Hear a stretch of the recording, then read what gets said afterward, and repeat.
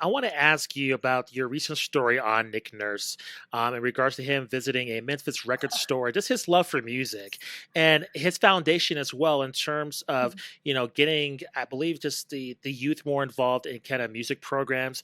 I think it kind of hit me close to home because my dad is a music director, retired band director in the United States. And just that love for music and his love for Earth, Wind, and Fire, that's my dad's favorite band. So right there, I'm like, oh, good musical Right? taste, Nick Nurse. So I just wanted to ask you, I don't think we see this with other coaches in terms of kind of being that vulnerable and just sharing that other side of themselves. What was that like interviewing Nick Nurse, and what's the kind of the vibe in his personality like? Is he kind of different than other coaches in the NBA? I just get a different feel from him compared to the rest of the coaches within the NBA. Absolutely. So I've been covering the NBA, WNBA for years, like more than a decade. I'll say the coach before Nick, Dwayne Casey, still a wonderful person, but Nick Nurse is just so accessible to so many people, but also the fans. And he is loved here by a lot of people because he is different. And I mean that in the best way possible, because you're right. Who goes and talks about records and how it inspires him? And then we'll be like, oh, let me play you this riff on guitar or on piano. And he's talking to his players about some of these artists they've never heard about.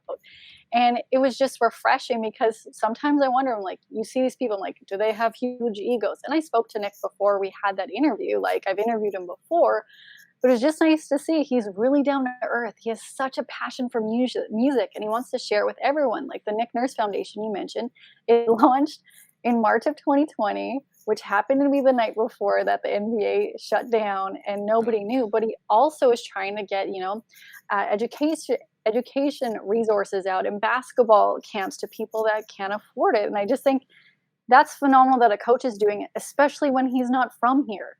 And I just will praise this foundation from the rooftops for what they're trying to do and how he is trying to get that instrument. Because like you mentioned about your dad, when some kids are shy or whatever it may be, or whatever happens in their life, you give them an instrument or just access to music and it can completely change them.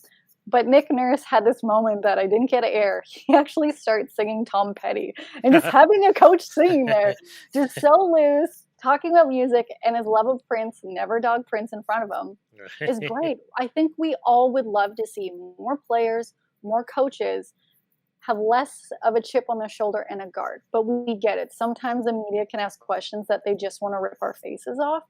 But for the most part, we all want to see that they're human. And I think that piece with Nick Nurse just, for me, showed that he is human. And in some ways, he's like the rest of us. And sometimes he's just a super nerd for music. And I relate to that greatly. What's his relationship with Drake like in terms of kind of that musical connection, I guess? And like getting courtside massages during the finals run. Like we all know about that. That's something, you know what, I didn't ask him about. He didn't pick up a Drake record when we were in that Memphis music store, but I don't recall there being any Drake. But I know that they talk a lot, and he's mentioned how Drake will text him talking about plays and stuff. But he did say, they haven't actually really talked about music yet. So I'll make sure I ask him next time and see if he has a favorite Drake track. But I know when I did ask him once if there'd ever be a collaboration, he says he's not at that level. As in Nick's not at Drake's level. Gotcha.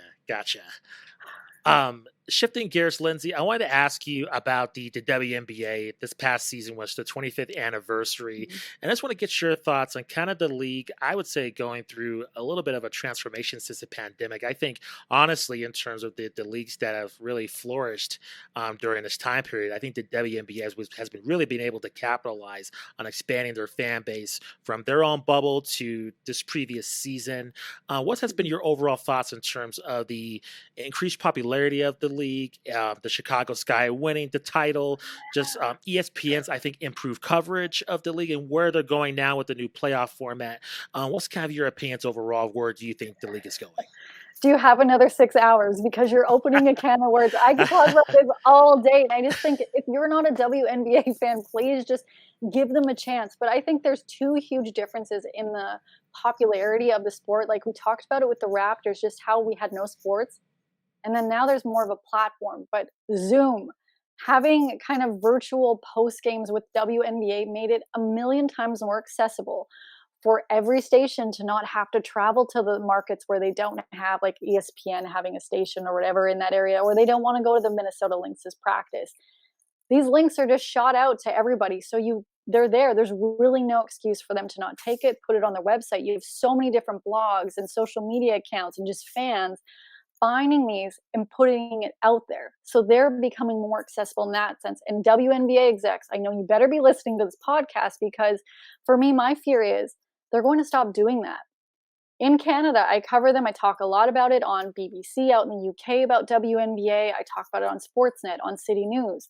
And it's access to being able to do these virtual interviews that has made the huge difference for them kind of being everywhere. And you see them making viral posts and all of that. And I think also the players on the NBA wearing those orange hoodies, helping share their platform, because the WNBA rather is a newer league when you compare it to the NBA that's celebrating 75 years. They got a 50-year lead on them. And I have really loved watching the growth of this and people giving it a chance. That's all I think anybody's really asking for in that league, is watch some great female basketball players, some great basketball players. You don't have to say female in front of that. They're just phenomenal hoop stars. And I love that they switched to playoffs format coming up. I talked to Sue Bird, Brianna Stewart, all of them about how the one and done at that first and second round, and then it just doesn't give you a taste of it. And it's, I'm sorry, it was just garbage. So I'm happy to see how they've changed that, bit more even playing field and what's going to happen and all the storylines surrounding the W going into the 26th season. This, like, my heart, I'm so excited right now. Lindsay, you said something really fascinating, and that was the availability of Zoom links and more media coverage. And talking to some other members of the media in terms of how they cover the NBA and WNBA, they pointed out as a negative in terms of kind of having that restricted access. But you're mentioning it as a positive, and I'm just wondering, kind of, can you shed a light on that in terms of it actually being a positive? And do you think in terms of those Zoom interviews as opposed to those in-person press conferences, can you get the same responses in terms of them giving you, I don't know, more, I guess, not staged answers, so to speak, kind of more genuine responses to things that they observe from game to game from a Zoom press conference compared to what's normally in a regular post-game press conference?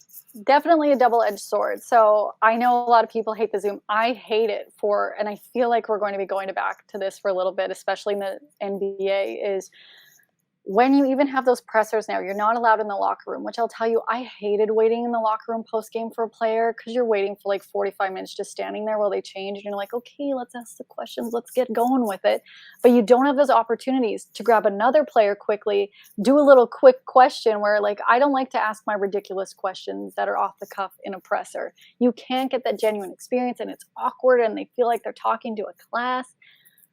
But in terms of the WNBA, there's just so many people that don't cover it, and we're in different markets. And I think it just helps you. And a lot of the times they'll give you one-on-one access when you're doing a Zoom. And yes, sometimes there's an awkward lag, but it's better than not having access at all, because most of us, we're not going to have a budget to fly to these different, states and cities and talking to these players. So for me, in that sense, it's huge. But they have to have both availabilities. You have to have the presser, if that's what it's going to be for the next year, and a Zoom capability, because say somebody can't make it there. It just makes it easier that you can ask some questions. And it's super awkward. They're like, hey, raise your hand, we're going to ask you, and then they can't hear you. I get it. But I think it is such a positive in some ways, especially for the WNBA, and I think for other sports, because if you can't make it to a game, boom, you have sweatpants on, you pop into a post game, ask a quick question, be like, hey, KD, how come you had to play against the Raptors and go off? Why? But it happens. I wanted to go back to the WNBA, specifically as a league and as a whole, the success that they've had since 2020 with that increased access and eyes on the product. Lindsay, I'm wondering what you think. I just think it's a fascinating business question. What does the WNBA do now at this point? We've had guests on that have had all different opinions about this. We all want success of the league. We're all rooting for that. We've had this period of time where we've seen the ratings go up. We've seen interest go up. And it doesn't have to be a this or that. I'm going to phrase it that way, but you take it wherever you think. Do you think it'd be kind of good to like hold the marbles they have now, so to speak, and kind of let what they have grow. The other hand, as you well know, this league is so deep with talent. There are very, very talented players out there who can't make the league and have to go overseas to play. Mm-hmm. We all know, of course, there are players that are doing both to make a living as well. Do you think expansion is in the cards at this point, or do you think that's a little further down the road? I've asked the commish this, I think, every time she's had an availability, mostly like, can you get a team to Toronto? But then I realized with what happened with the Raptors, they're most likely not going to do this for a long time. Is expansion is in the cards because there's only so many teams. You need to have more teams for them also to have, like you mentioned, more talent on them, because going to Europe, and especially I know that they're trying to get the salaries up so that the players don't have to go play in Europe all the time because it's really hard on their bodies, and then the injury proneness and yada, yada, yada, all of that storyline that we talked about for years. But I really think a huge thing that they can do, and it's just profile the players they have now. They have to do an expansion. Oh my Lord, did they ever need to do an expansion? And invest in that and make sure it succeeds. But if you go to their website, a lot of the times the stats are old. A player hasn't played for that team in 2 years. WNBA, call me up. I will do this for free. You need to update and showcase what you have. I had a great conversation with Cheryl Swoops about the 25th anniversary, and she says something they haven't been too great on, they did a little bit better this year, is helping celebrate and showcase the greats that help make the game. You go to the NBA's website, you read about Michael Jordan, you read about the late Kobe Bryant, but you go to WNBA's website, you're not really seeing it. And it's not that hard to put a video on YouTube, and I don't care if it gets 2 views, 3 views, or on Twitter. They really have to showcase these wild plays and really put it that way, because social media really helps excel everything, bring bigger voices to the table, or a personality. Like the Las Vegas Aces, their entire roster is hilarious, like the personalities on them. And you have Bill Laimbeer coaching them, and so many people don't know that, and they roast him almost every press conference. That, to me, it is cheap, it is easy to just put those videos out there and showcase your players. And hey, maybe if they're like a lot of the NBA players and they release music, like I have to just give some shout outs. I got a lot of like Chris Webber going on. Oh, nice. Like, hey, show their personalities as well, because there's so much for people to learn. And even if you don't like basketball, like you fall in love with people's personalities. Like so many people don't like basketball, but they love Scotty Barnes from the Raptors because he is hilarious and this adorable rookie. Absolutely. Yeah. And some of that stuff seems like just very basic signs of good health of a league in general. Some of those things, I mean, especially things like being able to look things up on the website, issues like that. I mean, is that just, I don't know, lack of resources, lack of oversight, lack of attention? All of that, I think it's all of that, because I think social media and like the WNBA Twitter really came for the league this year, saying like, hey, we want some all-star merch. Even though we can't go there, we want to buy it. And you had it trending, and you really have this group, and especially like a lot of them are independent bloggers. Good for them that they are trying to make the league accountable and update things like that. And you're right, it's oversight. They don't look at it. And it's like, you have to invest in your own product for also people to want to invest in them. They're doing a great job, but those are such little things that can be changed to help bring it to that next level. And it's not a lot of money, because I know it's short in the WNBA, but let's make it happen, team. Let's just make it happen. Lindsay, I'm going to say something controversial here, and you can correct me if I'm wrong on this. Oh. But is Kathy Engelbert the right person to be leading this league? Because I compare it to kind of the WNBA, very similar to the UFC and MMA, because it's one of those things you have to, no matter what you think about Dana White, he is the biggest cheerleader for the UFC. He talks about it all the time. He is obsessed with MMA. If you talk bad about it, he will rip your head off, no matter what kind of journalist you're talking to. Even if he's overly sensitive, which I think he is. But the point is that it's one of those things where that's his league. He like cares for it. And when I see interviews with Kathy Engelbert, I just feel like she comes off as she's just another corporate representative. I don't know if there's like the heart of caring about those issues that you mentioned. And I believe somebody that was really obsessed with the WNBA, really just in and out, just cannot get enough of that league. that stuff that you mentioned would not fly. So I guess my question is that during the long run, in terms of pushing everything that this league has, like you mentioned, their social media engagement, all the stuff that they do in terms of fan outreach, everything, they have great players. Everything is right there for this league to really blow up. Is she really the right person to take this league to the next level? I don't think she is, but am I wrong on that? You've talked to her, you follow this league more closely. Am I not a bounce in thinking that? I will say you are accurate in how most fans actually feel about her.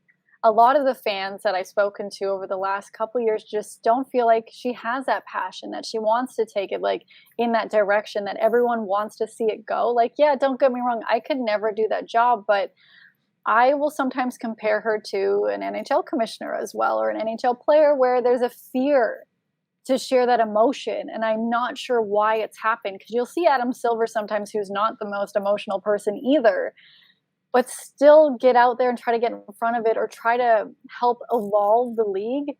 And I'm still trying to see what she's going to do. I'm not quite sure who is going to be the next person up to take it, but that is definitely a huge concern within the WNBA community.